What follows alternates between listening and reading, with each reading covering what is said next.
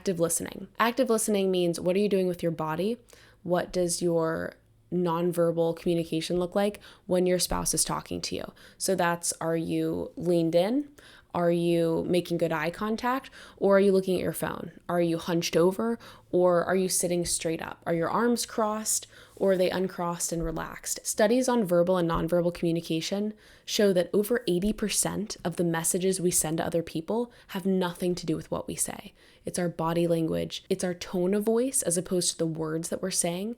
And all of these things combine together to let your spouse know a message that might end up being very different than the actual words you're saying. So one of my favorite examples of this is something that I see with a lot of my clients. One spouse will come up to the other and try to tell them something, and the other spouse won't be paying attention. Maybe they're on their phone playing a game or texting, or they're watching TV, or they're reading or something like that. And the first spouse that came up to have the conversation says, "You're not even listening." And the spouse on their phone says, "Yes, I am. You said XYZ." But they both know in that moment that just because you can repeat back what someone said to you, it doesn't actually mean you were paying attention. And the evidence of that is the body language. If you're turned away from somebody, if you're focused on something else, like staring at your phone screen, it's so obvious to the other person that you're not actually paying attention, even if you can do the crazy trick of repeating back to them what they said. The reason that active listening is so great is not just that it signals to the other person that you're paying attention. The reason that active listening is so great is not just that it signals to your spouse that you're paying attention.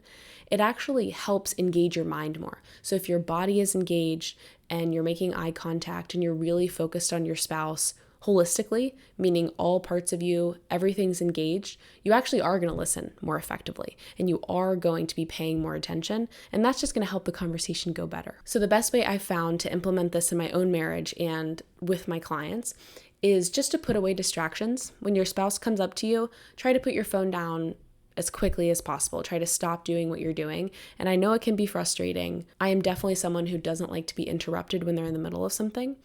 But if your spouse is interrupting you, chances are it's important, or at least it's important to your spouse, which means that it really should be important to us if it matters to the person we love most. So putting away distractions as quickly as possible is going to be the easiest way to be a better active listener.